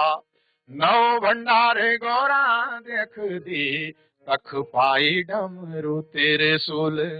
तख पाई डमरू त्रिशूल। अब ये डमरू त्रिशूल, ये सर्पों की माला, ये नरमुंड नंदा के किसी काम के नहीं थे। आप कल्पना कर सकते हैं, एक अध्यापक के तौर पे, एक छात्र के तौर पे, या एक घरेलू सदस्य के तौर पे, अगर मेरी बेटी, मेरी बहन को इस तरह के वीरान इलाके में बिहाया गया जहां पर इस तरह की चीजें हो, जिस लड़की ने अपना अन्न धन भरा पूरा परिवार छोड़ करके हिमालय चली गई हो और वहां उसको शिव के भंडार में इस तरह की जब चीजें मिलती हों, तो उसका अहंकार लग जाना, उसका दोष लग जाना, ये बहुत स्वाभाविक है। आज भी हमारी लोक परंपराओं में ये माना जाता है कि जो मैथ का छौल जिसे कहते हैं, मैं तो छौल बोल दूं, वो भी पूजा जाना का हमारे लोक परंपराओं में एक विधान है। उस विधान को आज भी हम पूर्ण करते हैं। और आगे आप पढ़ेंगे, जब नंदा को, आगे स्लाइड चलाइए, नंदा को जब इस तरह का एहसास हुआ तो उसने फिर से काली रूप रखा। और यहाँ पर नंदा का दोष, ऐसा कहा जाता है, हमारे जागरों में उभर के आता है, जो लोक संगीत की जो महान परंपरा है जागर के। कोणी बाबा ने कैलाश ब्यावायो, कैलाश ब्यावायो बाबा, कैलाश ब्यावायो। ये ऊंचा कबिलास कागानी बास दो, कागानी बास दो बाबा, पंचेनी बास दो। वी बेणी दीने सैणा बागेश्वर, वी बेणी दीने सैणा श्रीनगर। मैं कुलाडी दीनो भंग फूक्या जो गीत है, भंग फूक्या जो गीत है बाबा, दया भी नहीं आंदी। इस तरह का जब रूप, काली रूप आ, तो ऐसा कहा जाता है कि फिर ऋषासों की भूमि में ये चेतना जागृत हुई कि हमारी नंदा हिमालय में बहुत कष्ट में है, बहुत दुख में है, बहुत विषाद में है, बहुत करुणा में है। और जब इस तरह की करुणा जब हुई तो ऐसा कहा जाता है कि ऋषासों की भूमि में दुर्भिक्ष फैल गया, अकाल पड़ गया, मनुष्यों की बुद्धि हर ली गई, मनुष्यों की बुद्धि हर ली गई, गायों का दूध छीन लिया गया, खेतों में अन्न धन उगना बंद हो गया जब काली ने अपना ये रूप रखा। और इसी दोष की मुक्ति के लिए फिर ये महावचन हुआ। ये भगवान शिव के घर में जब उसके भाई हीत और विंसर उसको लेने गए तो उसका ये रूप देख करके उनका भी हृदय द्रवित हुआ। और यहाँ पर बड़ा एक मार्मिक गीत, खुदेड़ गीत निकल के आता है। धीरू राहु धीरू तेरो बैद्वालो आयूं छो, धीरू राहु धीरू तेरो बैद्वालो आयूं छो। रिसासो मां मेरी भुल्ली कारिज रूरियूं च, माता मैणावती को मैं बैद्वालो खेद्यूं छो। नंदा पूछ रही है अपने भाई बहनों से, आगे चलते रहेंगे स्लाइड पे। रे कैसी होली कैसी मेरी माता मैनावती, कैसा होला कैसा मेरा पिताजी हेमंता। तो इस तरह से राजी खुशी पूछ करके इधर भगवान शिव से नंदा जो है इजाजत ले रही है कि 4 दिन स्वामी में मैं तोड़ा जय लू, 4 दिन स्वामी में मैं तोड़ा जय लो। रिसासों मां मेरा स्वामी कारिज ऊंचा। भगवान शिव अखड़ सिद्धि स्वभाव के, भेजने से मना कर रहे हैं। रोज रोज गौरा तेरो कनु मैत होए, व्याखोनी दा आंदी सुबेर बोलदी मैं तो। इस तरह से जब शिव नहीं माने तो नंदा ने फिर चाल चली, कहा मेरा मैत होना स्वामी लड्डू जती चूड़ा, मेरा मैत होना स्वामी काखड़ी मुगोरी, मेरा मैत होना स्वामी चूड़ा और बुखड़ा, मेरा मैत होना स्वामी झाड़ू की काखड़ी। और ये सब सुनकर भगवान शिव जो कई दिनों से भूखे थे ऐसा कहा जाता है, उनके मुंह में भी पानी आ गया। नंदा को भेजने का उन्होंने भी मन बनाया और हीत विंसर के साथ वो नंदा वापस अपने मायके जा रही है। ये 12 वर्ष के बाद की घटना इसे बताया जाता है। और यहाँ आप जब जाएंगे तो हेमंत मैणावती अपनी बिटिया को देख करके 12 वर्ष बाद जो आ रही है, मन का प्रसन्न हो जाना बड़ा स्वाभाविक है।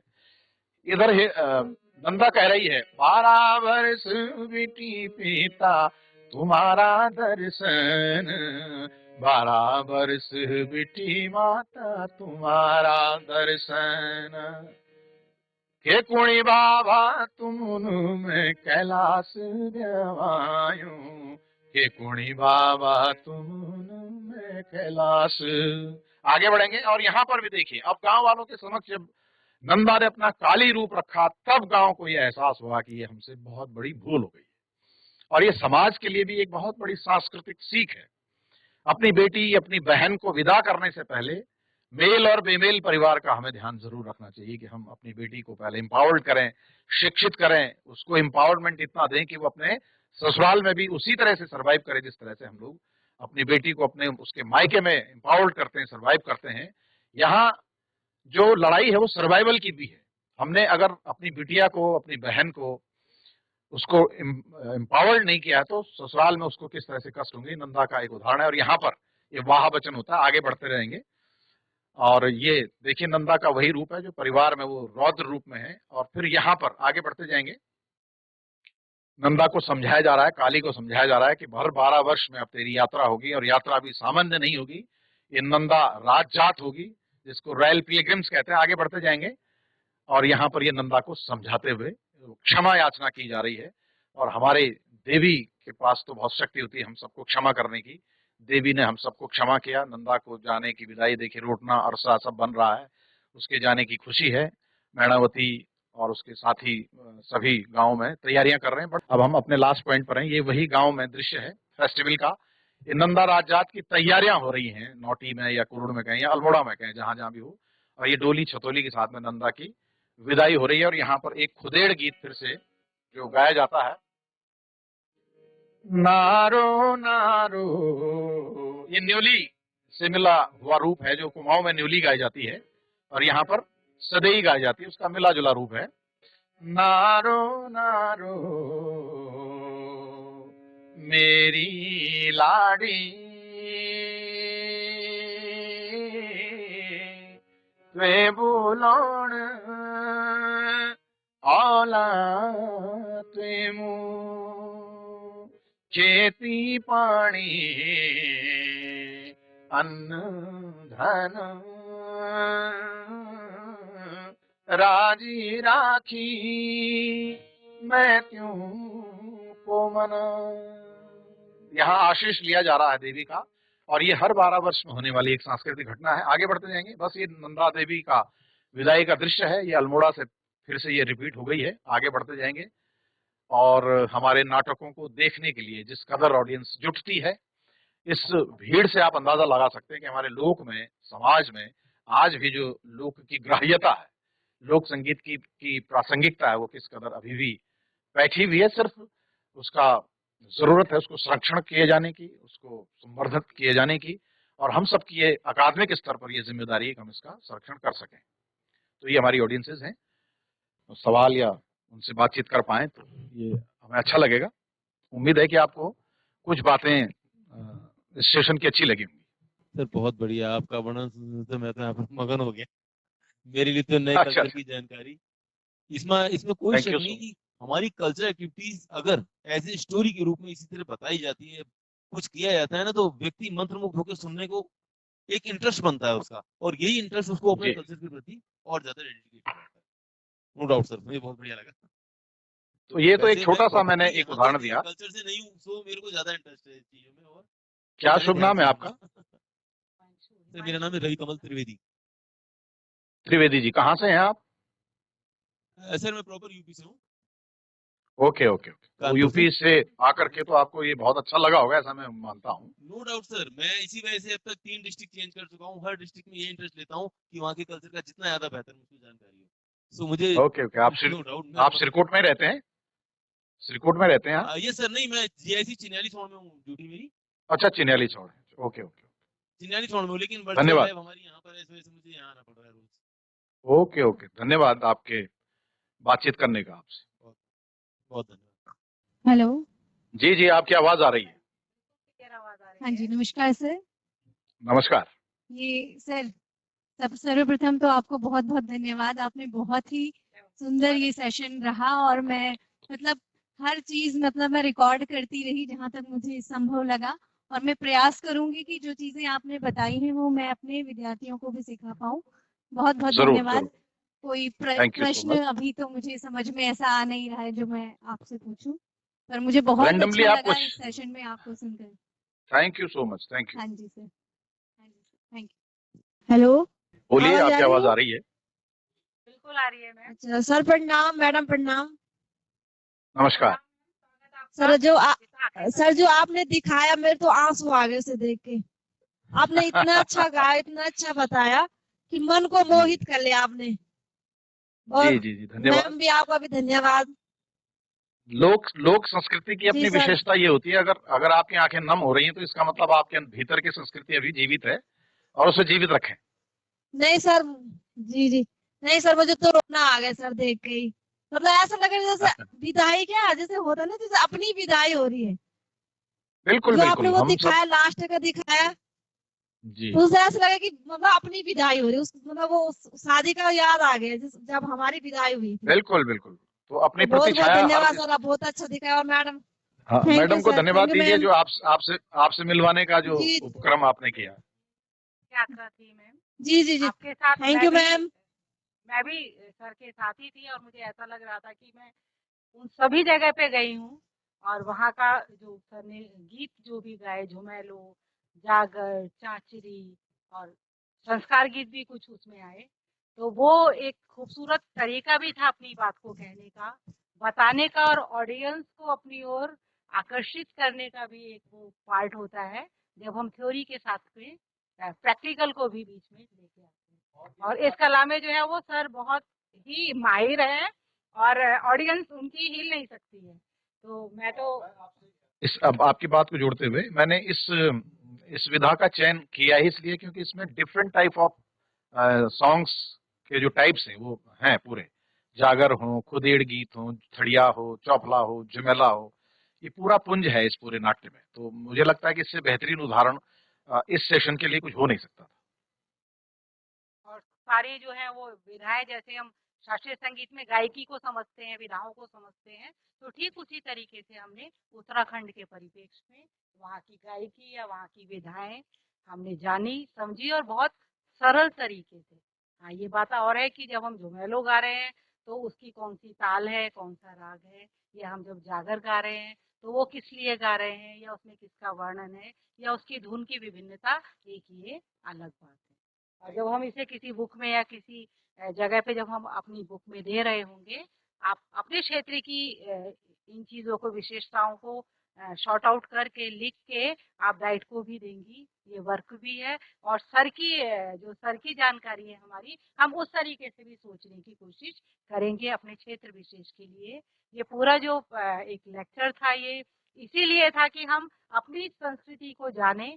हाँ, जिस तरीके से हम संस्कृति को अपनी जानते हैं, हम अपने बच्चों को बताएं, और साथ ही हम अन्य प्रदेशों की संस्कृति को भी जाने, समझे। तो एक बहुत ही अच्छा सेशन, और ये इस वर्कशॉप का 2 दिन की वर्कशॉप का अंतिम सत्र है। और हमने बखूबी जो हमको वर्क करना था, एक पूरा प्रारूप पे हम लोगों ने काम किया। उसके साथ साथ हमने डिजिटल कंटेंट पे भी बातचीत की।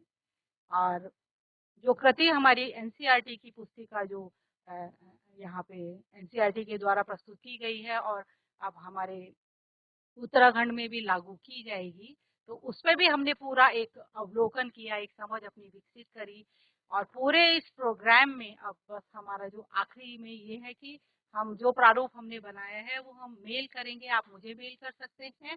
और हमारी जो डाइट की फैकल्टी हमारे साथ जुड़ी हुई है, जो इस प्रोग्राम को पूरा देखेंगे, तो मेरा उन सभी से निवेदन है कि वो इस प्रारूप को कलेक्ट कर लेंगे। और इसी के साथ में आपका मैं धन्यवाद कर रही हूँ कि आप लोग आसपास के स्कूल्स में गए, आपको जो प्रॉब्लम्स आई, चाहे वो यहाँ से नेटवर्क की प्रॉब्लम हुई या आपके आने जाने के लिए, मैं उसके लिए भी आपसे क्षमा चाहूंगी। और आप सभी का धन्यवाद करूंगी कि आपने इतने अच्छे तरीके से पूरा प्रोग्राम में आप रहे, यहाँ पे बैठे और चीजों को समझा। इसके अलावा भी अगर आपको पूछें तो आप पूछ सकते हैं। जी जी, आप बोलिए, आपकी आवाज आ रही है। जी, ये आवाज नहीं आ रही है सर यहाँ पे। हमारी आवाज आ रही है आप तक? हाँ नमस्कार सर। नमस्कार। नमस्कार मैम। हाँ हाँ जी, सर प्रणाम मैम। धन्यवाद आपका। हाँ आपने इतनी आपको आपको तो वैसे हमने यूट्यूब में भी सुना हुआ है, आपने बहुत अच्छा। अच्छा बताया है, अच्छी तरीके जी से। जी। हाँ और लोकगीत के बारे में। और वैसे तो यहाँ पर वॉइस प्रॉब्लम हो रही है, थोड़ा सा सुनाई नहीं दे रहा था, मतलब बार बार दिक्कत आ रही थी। और जो हाँ लेकिन हम लोग मोबाइल में सुन रहे थे। हाँ तो उसी हाँ, में आप सुनाई लिंक पड़ा पे मैम हल्का सुन फुल्का। सकते हैं पूरा तो उसके बाद भी। हाँ हाँ लेकिन ये समझ में आया कि आपने राजा के बारे में बताया है, नंदा राजा जो जी, चल रही थी उसके बारे में बताया था।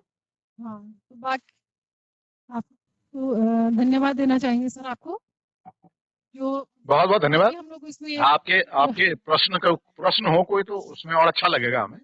शायद उन तक आवाज नहीं जा रही। हाँ थोड़ा वही समझ सुनाई नहीं पड़ रहा है सर। और इसका यूट्यूब पे लिंक है पूरा, तो हम पुनः पुनः पुनः जो भी क्वेरीज हो हम उसको सुन सकते हैं। ये एक हाँ, ये अच्छी व्यवस्था है। और इस मैं आदरणीय हम सर का धन्यवाद हम करना चाहूंगी। आज इस जो 2 दिवसीय कार्यशाला थी इसका समापन करते हैं। और सभी का बहुत बहुत धन्यवाद और बहुत बहुत धन्यवाद। और सर का भी बहुत बहुत आभार।